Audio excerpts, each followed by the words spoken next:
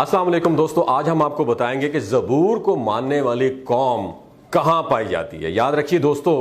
تورات کے ماننے والے کو یہودی اور انجیل کے ماننے والوں کو عیسائی اور قرآن کے ماننے والوں کو مسلمان کہتے ہیں، لیکن زبور کے ماننے والے لوگوں کو کیا کہا جاتا ہے؟ یہ سب سے بڑا سوال ہے۔ اور یہ لوگ اس وقت کہاں موجود ہیں؟ ہم سبھی جانتے ہیں کہ اللہ نے 4 آسمانی کتابیں مختلف اوقات کے اندر اپنے پیغمبروں پر نازل کی، جو کہ ترتیب کے لحاظ سے تورات، زبور، انجیل اور قرآن مجید ہیں۔ لیکن اسلامی تاریخ کے اندر آپ کو کہیں بھی زبور کا ذکر، اس کی تاریخ یا اس کی تفصیلات کہیں بھی جاننے کو نہیں ملیں گی۔ پر ایسا کیوں ہے؟ کیوں اس الہامی کتاب کو آج بھی دنیا میں اتنا زیادہ ڈسکس نہیں کیا جاتا جتنا کہ تورات، انجیل اور قرآن پاک کو کیا جاتا ہے؟ کیا یہ اس وقت بھی اپنی اصلی حالت کے اندر موجود ہے؟ اس میں کیا لکھا ہوا ہے یا پھر اس میں کیا کیا موجود ہے؟ آج کی اس ویڈیو میں ہم انہی سوالات کے جوابات جاننے کی کوشش کریں گے، تو رہیے گا میری ویڈیو کے آخر تک، بہت کچھ سیکھنے کو موقع ملے گا آپ کو۔ زبور حضرت داؤد علیہ السلام پر نازل ہونے والی کتاب تھی، جسے سمجھنے سے پہلے اس کے نزول کا وقت اور اس کی ضرورت کو سمجھنا انتہائی ضروری ہے۔ فرعون مصر کی 400 سال کی غلامی میں رہتے ہوئے بنی اسرائیل قوم کو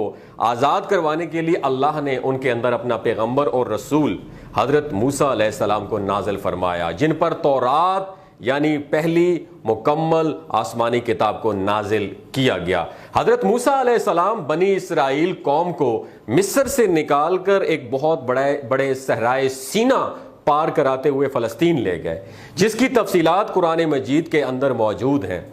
صحرائے سینا کے راستے کے اندر کوہ طور پر تورات کو نازل کیا گیا۔ صحرائے سینا کے اندر 10 لاکھ کے قریب بنی اسرائیل کی آبادی کو من و سلوہ کھانے کو ملا۔ بادلوں نے صحرا کی دھوپ سے ان کو بچانے کے لیے ان پر سایہ کیا رکھا۔ پہاڑوں سے پانی کے چشمے جاری ہوئے۔ حضرت موسیٰ علیہ السلام کا زمانہ 1500 قبل مسیح یعنی آج سے 3500 سال پہلے کا بتایا جاتا ہے، یا پھر حضرت عیسیٰ علیہ السلام کی پیدائش سے 1500 سال پہلے کا۔ اس وقت فلسطین کے اندر مشرکین کی حکومت تھی۔ حضرت سموئیل علیہ السلام، جو کہ اللہ کے نبی اور پہلے اسرائیلی بادشاہ تھے، انہوں نے کافی عرصہ تک بنی اسرائیل پر حکومت کی، اور جب وہ بوڑھے ہو گئے تو انہوں نے اللہ کے حکم سے طالوت کو ان کا بادشاہ مقرر کیا، اور اس واقعے کا ذکر قرآن کریم کے پارہ نمبر 2 میں سورہ بقرہ کی آیت 245 سے 252 کے اندر ملتا ہے۔ حضرت طالوت علیہ السلام نے 1004 قبل مسیح سے 1020 قبل مسیح تک حکمرانی کی، اور اسی وقت کے اندر فلسطینی فوج سے ایک فیصلہ کن جنگ ہوئی۔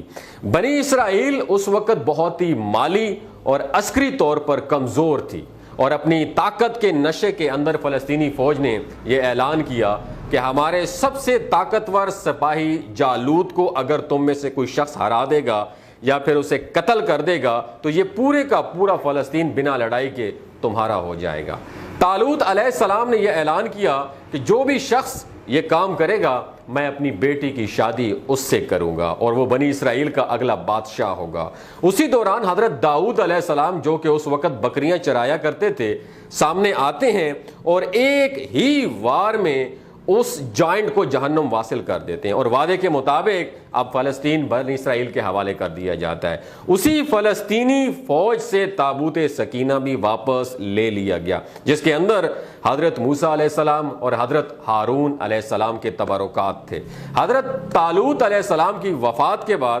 حضرت داؤد علیہ السلام بنی اسرائیل کے بادشاہ بنے، اور پھر بیت المقدس کے اندر اپنا دارالحکومت قائم کیا، جس کا نام جبرون ہے، اور اب تک بنی اسرائیل کے اندر شریعت اللہ کا قانون تورات ہی تھا۔ اور داؤد علیہ السلام نے پہلی بار بنی اسرائیل قوم یا پھر یہودی قوم کے لیے باقاعدہ طور پر ایک عبادت گاہ قائم کرنے کی شروعات کی۔ اس سے پہلے یہودیوں کے اندر باقاعدہ طور پر کسی عبادت گاہ کا تصور موجود نہیں تھا۔ یہاں پر تابوت سکینہ کو بھی لا کر رکھا گیا، اور یہ نام اس لیے رکھا گیا کیونکہ یہ عمارت داؤد علیہ السلام کی زندگی کے اندر تعمیر نہیں ہو سکی، بلکہ اس کے بیٹے اور اگلے پیغمبر حضرت سلیمان علیہ السلام نے اسے تعمیر کیا، جس کے نام کی مناسبت سے اسے ہیکل سلیمانی کہتے ہیں۔ اب کیونکہ بنی اسرائیل قوم کے پاس کتاب تھی، عبادت کا تصور بھی تھا، لہٰذا حضرت داؤد علیہ السلام کی زندگی پہ ان پر زبور نازل ہوئی، جس کا لفظی مطلب ہے ٹکڑا، پیس۔ اب یہاں پر سب سے اہم اور سمجھنے کی بات یہ ہے کہ زبور کوئی شریعت کی کتاب نہیں ہے، بلکہ اللہ کی تعریف اور حمد و ثنا سے بھری ہوئی کتاب ہے، کیونکہ اللہ نے حضرت داؤد علیہ السلام کو لوہے کو نرم کرنے کی طاقت اور انتہائی خوبصورت آواز عطا کرنے کے ساتھ ساتھ اللہ کی حمد و ثنا اتنے خوبصورت انداز کے اندر بیان کرنے کا معجزہ عطا کیا تھا جو کہ آج تک کسی اور کو عطا نہیں کیا۔ زبور کی پوری کتاب بھی اللہ کی تعریف اور اس کی بڑائیوں اور حمد و ثنا سے بھری ہوئی ہے۔ اس کے اندر زندگی گزارنے کی کوئی احکامات موجود نہیں ہیں، نہ ہی کوئی تاریخی پیشن گوئیاں، اخلاقیات، ایسا کوئی ذکر موجود نہیں ہے۔ یعنی زبور کی بنیاد پر کسی معاشرے کی بنیاد نہیں رکھی جا سکتی، یا کوئی الگ سے شریعت یا اللہ کا قانون نہیں ہے۔ اس کتاب کے نازل ہونے کے بعد بنی اسرائیل قوم کو باقاعدہ طور پر اللہ کی حمد و ثنا اور اس کی عبادت کا طریقہ سکھایا گیا۔ حضرت داؤد علیہ السلام جب ساز کے ساتھ زبور کی تلاوت کیا کرتے تو آسمان، پہاڑ، دریا،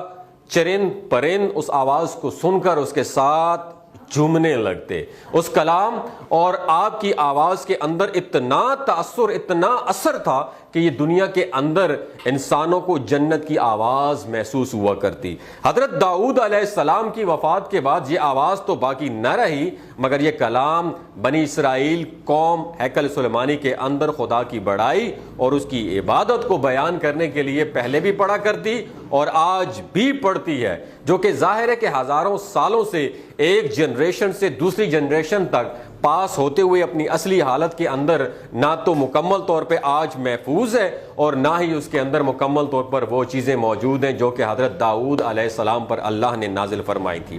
یہ تمام آسمانی الفاظ یعنی حضرت موسیٰ علیہ السلام پر نازل ہونے والی تورات سے پہلے کے صحیفے خود تورات اور زبور کو اولڈ ٹیسٹیمن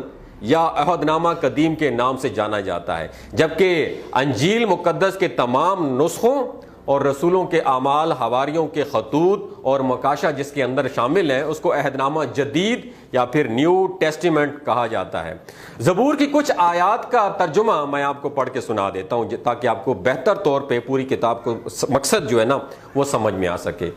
خداوند میرا مالک ہے، مجھے کسی چیز کی کمی نہیں ہوگی، وہ مجھے ہری بھری چراگاہوں کے اندر بٹھاتا ہے اور مجھے سکون کے چشموں کے پاس لے جاتا ہے۔ وہ میری جان کو زندہ رکھتا ہے، وہ مجھے اپنے نام کی خاطر سچ کی راہوں پر لے جاتا ہے۔ چاہے موت کی کسی وادی سے میرا گزر ہو تو میں بھی کسی بلا سے نہیں ڈروں گا، کیونکہ تو میرے ساتھ ہے۔ تیرے عصا اور تیری لاٹھی سے مجھے تسلی ملتی ہے۔ تو نے میرے دشمنوں کے مقابلے میں میرے سامنے دسترخوان بچھایا ہے، تو نے میرے سر پر تیل ملا ہے۔ ہمیشہ بھلائی اور رحمت میرے سر پہ رہے گی اور میں ہمیشہ کے لیے خداوند کے گھر میں ہی رہوں گا۔ پوری زبور دوستو یاد رکھیے اسی طرح سے اللہ کی حمد و ثنا پر مشتمل ہے، اس لیے زبور کو شریعت کے طور پر ماننے والا کوئی بھی شخص دنیا کے اندر موجود نہیں ہے، اور نہ ہی اس کا ذکر ایسی آسمانی کتاب کے طور پر ملتا ہے جو کہ کسی ایک فرقے کا قانون ہو، کیونکہ اللہ کی تعریف اور اس کی حمد و ثنا تو دنیا کا ہر ایک مذہب اور اس کا ہر ایک فرقہ کرتا ہے، یہ سب کی کامن زبان ہے جس پر کسی کو کوئی اعتراض نہیں ہے۔ حضرت داؤد علیہ السلام اور حضرت سلیمان علیہ السلام کے بعد بنی اسرائیل قوم جادو ٹونے،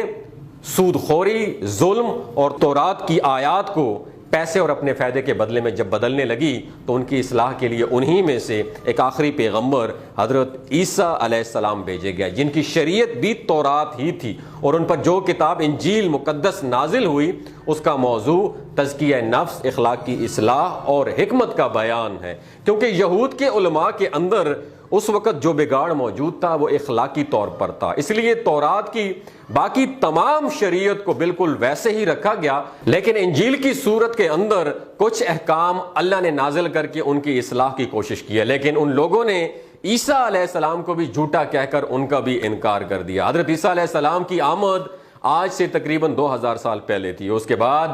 نبوت بنی اسرائیل کے اندر ختم ہو گئی، اور وہاں سے نبوت حضرت ابراہیم علیہ السلام کے دوسرے بیٹے حضرت اسماعیل علیہ السلام کی نسل کے اندر منتقل ہو گئی، اور یہی وجہ ہے کہ یہود اللہ کے رسول صلی اللہ علیہ وآلہ وسلم اور دین اسلام کے شدید مخالف اور دشمن ہیں، کیونکہ اللہ کے رسول صلی اللہ علیہ وآلہ وسلم کی بنو اسماعیل کے اندر آمد سے ان کے خاندان